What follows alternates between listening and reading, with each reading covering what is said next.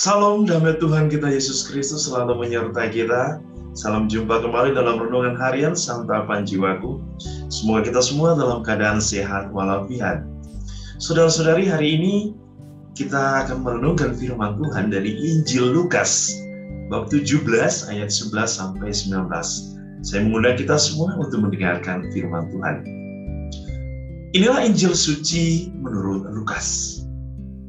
Dalam perjalanannya ke Yerusalem, Yesus menyusur perbatasan Samaria dan Galilea. Ketika ia memasuki suatu desa, datanglah 10 orang kusta menemui dia.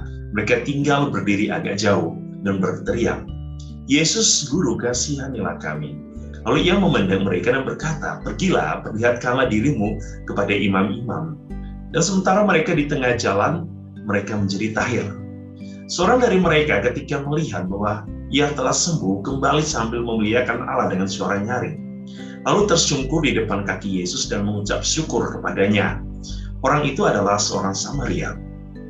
Yesus berkata, "Bukankah ke-10 orang tadi semuanya telah menjadi tahir? Di manakah yang 9 orang itu?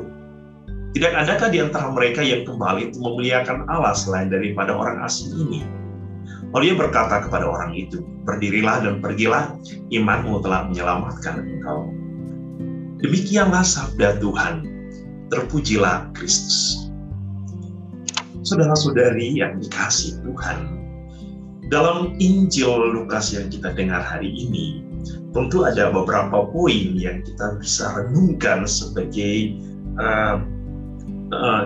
makna permenungan iman kita. Yang pertama, Yesus menunjukkan kepada kita gambaran Allah yang penuh kasih.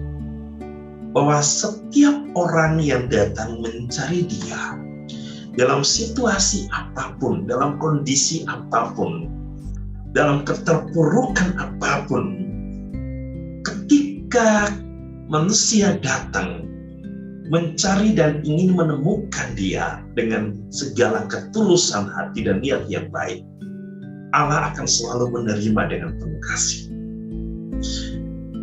Kesadaran dalam diri ke-10 orang ini penting untuk menemukan Yesus. Menyadari bahwa Allah satu-satunya sumber kekuatan manusia. Dan bukan hanya itu, Dia adalah sumber kasih yang memberikan kekuatan, kelegaan, dan kedamaian bagi manusia.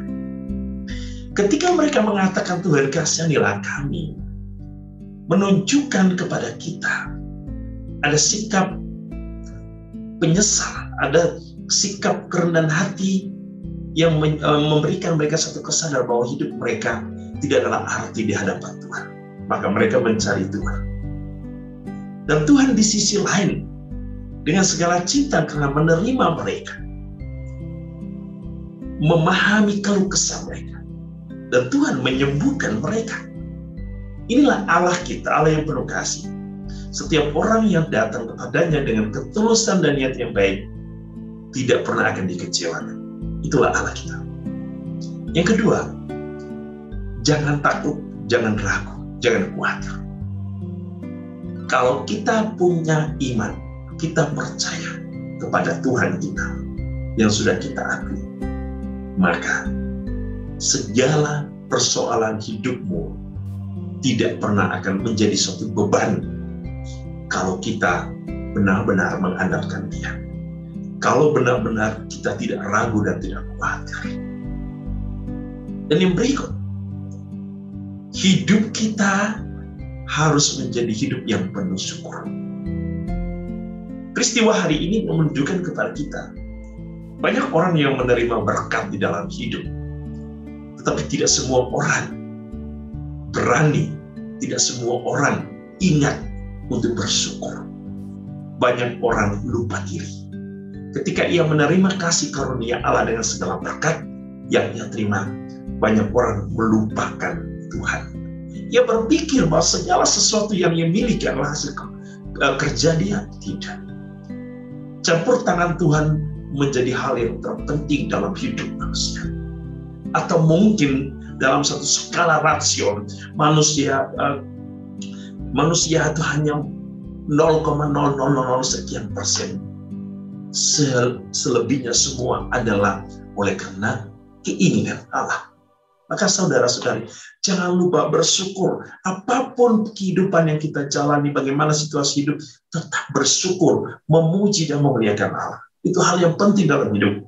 Hanya orang yang bersyukur yang bahagia. Hanya orang yang bersyukur yang menemukan kedamaian. Hanya orang yang bersyukur yang merasa selalu hidupnya penuh dengan kegembiraan. Tetapi orang yang hidupnya lupa bersyukur, terlalu banyak mengeluh, hidupnya tidak pernah akan damai. Hidupnya selalu dibawa keterpenjaraan oleh karena pikiran dia sendiri ataupun perbuatan. Injil hari ini mengajak kita juga untuk selalu melihat Allah sebagai satu-satunya tujuan hidup kita.